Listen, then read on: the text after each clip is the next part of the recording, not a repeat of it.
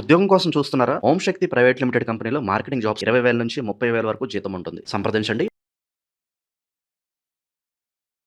అందరికి నమస్కారం. ప్రస్తుతం మనతో పాటు ఉన్నారు ప్రముఖ జ్యోతిష్య వాచస్పతి బ్రహ్మశ్రీ పోతుకూచి చంద్రమౌళి శాస్త్రి గారు. గురుగారితో మాట్లాడతాం. నమస్కారం గురుగారు. ఓం గం గణపతయే నమః. గురుగారు, ఆగస్టు మాసంలో సింహరాశి వారికి ఎలా ఉందంటారు? ఎలాంటి జాగ్రత్తలు తీసుకోవచ్చు అంటారు? ఆర్థిక పరంగా, ఆరోగ్య పరంగా ఈ మాసం వీరి యొక్క గ్రహ గోచారం ఏంటంటారు? అమ్మ, సింహరాశి, ఈ సింహరాశి వారికి ఈ ఆగస్టు మాసంలో దాదాపుగా ఆగస్టు 16 వరకు కూడా ఆరోగ్యరీత్యా వీరు చాలా జాగ్రత్తలు తీసుకోవాలి. అనుకున్న కార్యాలన్నీ కూడా కొంచెం వెనకబాటుగా అయ్యేటటువంటి పరిస్థితులు, అంటే ఆరోగ్య నష్టము, సమస్త కార్యాలు కూడా ఎన్నో కష్టపడితే కానీ పని జరగదా అన్నట్టుగా ఉంటుంది. అనుకోగానే ఏవీ జరగవు, అయిపోయినట్టుగా అనిపిస్తాయి ప్రతి పని. ఆరోగ్య విషయంలో కూడా తలకాయ నొప్పి వస్తే తగ్గిపోయిందిలే అనుకునే లోపల ఇంకో నొప్పి ఏదో ప్రారంభమవుతుంది.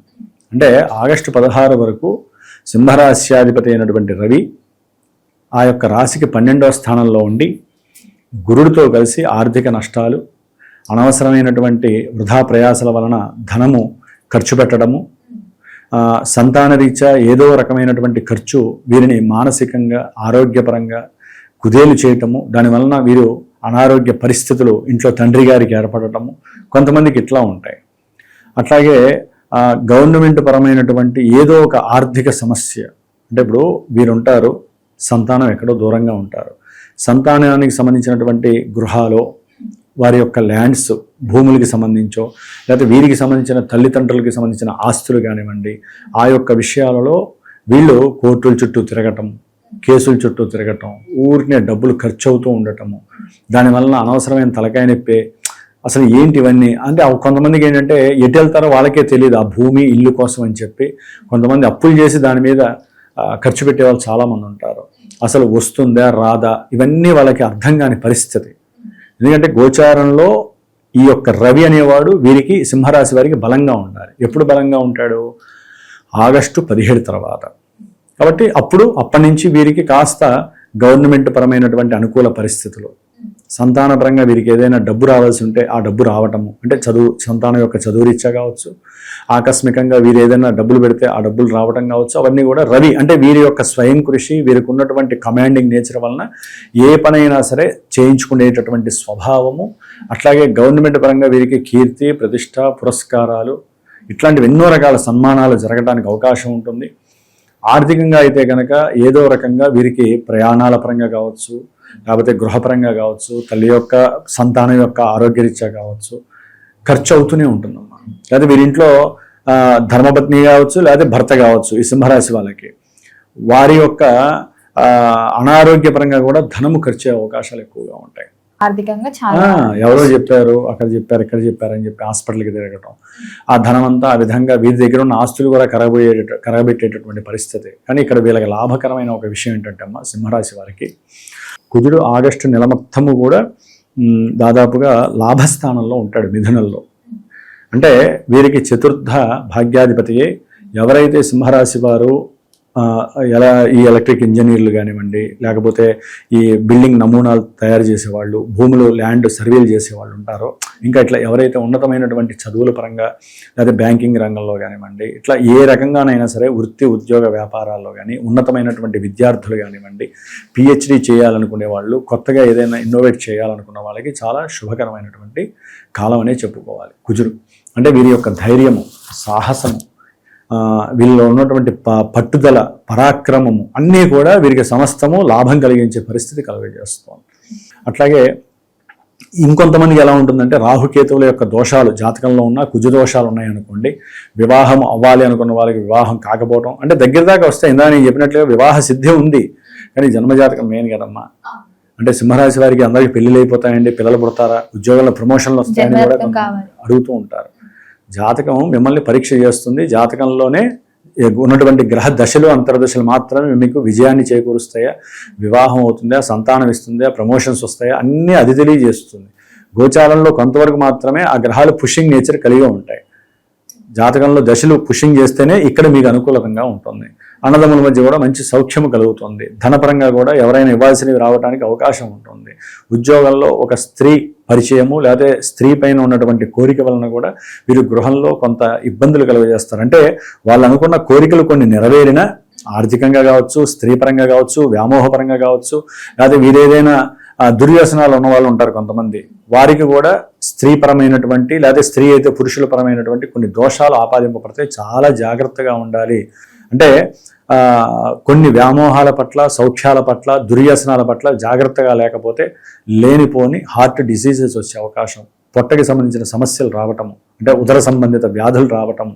ఎందుకంటే అమ్మ రవికి సింహరాశిలో రవి ఉండటం చాలా బలమైనప్పటికీ కేతువుతో కలిశాడు, రాహుతో చూడబడుతున్నాడు. ఏమవుతుంది? రాహుకేతువులతో కలిసినటువంటి రవికి పాపము ఆపాదింపబడుతుంది. ఆయన సొంత ఇంట్లో ఉన్నా ఏం చేయలేడు. ఏముంటాడు? ఎదురుకుండా ఉన్నవాడు పాపం గ్రహం అయిందనుకోండి, వాడు ఎప్పుడు ఇట్లాగే చూస్తూ ఉంటే వీడికి ఆరోగ్యం ఉండదు, అనుకున్న పనులు చేయాలని ఉంటుంది, కానీ భయం వేస్తూ ఉంటుంది. వాడు ఏం చేస్తున్నాడో వాడికే తెలియదు. గవర్నమెంట్ వాళ్ళతో మంచిగా మాట్లాడదాం, అనుకున్న పనులన్నీ చేయిద్దాం అనుకుంటాడు. ఈ కేతు అడ్డుపడతాడు, రాహు చూస్తూ ఉంటాడు కదా, అది కాస్త స్మాష్ అవుతుంది. అట్లాగే కొంతమందికి సంతాన లాభము, కొంతమందికి ఉద్యోగపరమైన లాభము, గృహ లాభము, అట్లాగే పితృ సంబంధితమైనటువంటి ఆర్థిక గృహ లాభాలు. ఏదైనా ల్యాండ్స్ ఉన్నాయనుకోండి, ఆ ల్యాండ్స్ కూడా కొంతమందికి సింహరాశి వారికి వచ్చే అవకాశం. ఏదేమైనమ్మా మనకి సింహరాశిలో ముఖ్యంగా మఖ, పుబ్బ, ఉత్తర ఈ 3 నక్షత్రాలు ఉన్నాయి. ఈ 3 నక్షత్రాల పరంగా చూస్తే కనుక మఖా నక్షత్రానికి అధిపతి కేతు జన్మరాశిలోనే ఉన్నాడు. లేనిపోని అనారోగ్య సమస్యలు, ఆలోచనలు రకరకాల పక్కకి పోవటము.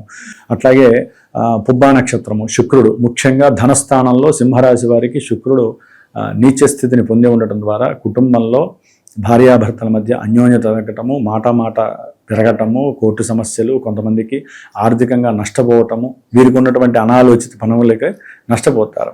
ఉద్యోగంలో కొన్ని మార్పులు కూడా వీరికి ధనపరమైనటువంటి నష్టాన్ని కలుగజేస్తూ ఉంటాయి. అట్లాగే ఉత్తరా నక్షత్రము, ఈ నక్షత్రం వారికి జన్మరాశిలోనే రవి 17 నుంచి వస్తాడు కాబట్టి కాస్త పట్టు ఎక్కువగా ఉంటుంది. ఆ 17వ తారీఖు వరకు వీరు సూర్యుడిని ఎక్కువగా ఆరాధించాలి. ఆరోగ్యం కోసం అయితే సూర్య నమస్కారాలు చేయాలి. మరి కుజగ్రహం లాభంలో ఉన్నందుకు కింద చెప్పాను కదా, అకస్మాత్తుగా వీరు చేసే ఉద్యోగంలో కంపల్సరీ ప్రమోషన్స్ వచ్చే అవకాశాలు సింహరాశి వారికి ఉంటాయి. ఎప్పుడు 17 తర్వాత అనుకోండి. శ్రావణ మాసంలో కొంతమందికి వివాహం కూడా సిద్ధించే అవకాశం ఉంటుంది. ఎందుకంటే అమ్మ రాహు కుజ నక్షత్రంలోకి వస్తాడు ఆగస్టు 2న. అట్లాగే కుజుడు రాహు నక్షత్రంలోకి 11వ తారీఖు అంటే 12వ తారీఖున వస్తున్నాడు. ఈ యొక్క నక్షత్ర మార్పు వలన కూడా వాళ్ళున్న స్థానాలను బట్టి వివాహపరమైనటువంటి అనుకూలతలు, ఎవరైనా కాస్త విడిపోయి ఉంటే వాళ్ళ మధ్య బంధువులు కాస్త మాట్లాడి, తల్లి కావచ్చు, తండ్రి కావచ్చు, బంధువులు కావచ్చు, అన్నదమ్ములు కావచ్చు, వాళ్ళకున్న లోపాలని తెలియజేసి వాళ్ళిద్దరి మధ్య కంజెక్ట్ చేయడానికి కూడా చాలా వరకు అవకాశాలు కలవటానికి అవకాశం ఉంటుంది. అట్లాగే తండ్రి గారి యొక్క ఆరోగ్య విషయంలో జాగ్రత్తగా ఉండాలి. సింహరాశి వారు గవర్నమెంట్కి సంబంధించిన అధికారులతో జాగ్రత్తగా ఉండాలి, అది ఏ పరంగా కానివ్వండి. అట్లాగే ఇంకా వృత్తి, ఉద్యోగ, వ్యాపారాలకు సంబంధించి వీళ్ళకి మార్పులు, చేర్పులు, భయము, ఆందోళన, కొంతమందికి ఉద్యోగాలు తొలగిపోవటం, ఇవన్నీ కూడా శనిస్తూ ఉంటాడు. శని వక్రిస్తున్నాడు ఇప్పుడు.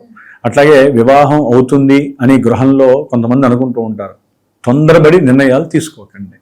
శని వక్రిస్తున్నాడు, చేయటానికి వీళ్ళ మీద ఆచ్ఛాదన వస్తుంది, కానీ వీళ్ళు జాగ్రత్తగా ఉండాలి. కాబట్టి ఉన్నంతలో సింహరాశి వారికి ఎవరికి బాగుంది అంటే కుజగ్రహం బాగుంది, రవి 17 తర్వాత బాగుంటాడు. ఇక బుధుడు చూస్తే వక్రించి ఉన్నాడు, ఆయన ఆగస్టు 5 నుంచి 12లోకి వస్తాడు. ఇక్కడ కూడా వీరి యొక్క మాట తీరు జాగ్రత్తగా ఉండాలి. పిల్లలతో జాగ్రత్తగా మాట్లాడాలి, స్నేహితులతో జాగ్రత్తగా ఉండాలి, బంధువులతో జాగ్రత్తగా ఉండాలి. వాళ్ళకి సంతకాలు చేయటము, నోటి మాట ఇవ్వటము, మీకెందుకు నేనున్నానంటాం, సహాయం చేయటం, ఇవన్నీ చేస్తే ఆగస్టు 15 తర్వాత వీళ్ళు పూర్తిగా నష్టపోతారు, సంతానానికి విరోధులవుతారు, బంధువులకి డబ్బులు ఇచ్చి విరోధులవుతారు. కాబట్టి కొంచెం జాగ్రత్తగా ఉండండి. మరి గురుగారు ఈ మాసంలో ఏ దైవ నామస్మరణ చేస్తే బాగుంటుంది? అమ్మ వీరు ముఖ్యంగా సుబ్రహ్మణ్య ఆరాధన చేయడం ద్వారా దోషం పోయి రాహుకేతువుల దోషము, కుజగ్రహ అనుగ్రహం పరిపూర్ణంగా కలుగుతుంది. అట్లాగే సూర్యుడికి సంబంధించినటువంటి షోడశాక్షర మంత్రం ఉంటుంది, లేకపోతే ఓం నమో నారాయణాయ దశాక్షరం ఉంటుంది, లేకపోతే ఓం హ్రీం సూర్యాయ నమః అనే మంత్రం ఉంటుంది. లేకపోతే తండ్రికి ఎక్కువగా సేవ చేయటము, తండ్రికి ఏదైనా వస్త్రం ఇప్పించటము, లేకపోతే గురువుని కాస్త ఆరాధించటము, అట్లా ఏదో ఒక చిన్న పరిహారాలు చేసుకోవాలి. ముఖ్యంగా సుబ్రహ్మణ్య ఆరాధన, దుర్గాదేవి ఆరాధన చేసుకోవటం విశేషం. లక్ష్మీ ప్రాప్తి కోసము శ్రీ సూక్త జప పారాయణ చేయించుకోవటము, వీరు కనకధార స్తోత్రాన్ని చేయటము చాలా విశేషము. భార్యాభర్తలు అన్యోన్యంగా ఉండాలి, ఉద్యోగంలో మార్పులు చేర్పులు లేకుండా ఉండాలి, లక్ష్మీదేవి స్థిరంగా నిలబడాలి అనుకుంటే వీరు లక్ష్మీదేవితో పాటుగా అర్ధనారీశ్వర స్తోత్రాన్ని కూడా ఎక్కువగా చదువుకోవాలన్నమాట. గురుగారు, మొత్తం మీద ఆగస్టు మాసంలో సింహరాశి వారికి ఎలా ఉంది, ఎలాంటి జాగ్రత్తలు తీసుకోవాలో తెలియజేసినందుకు ధన్యవాదాలు. శుభమస్తు.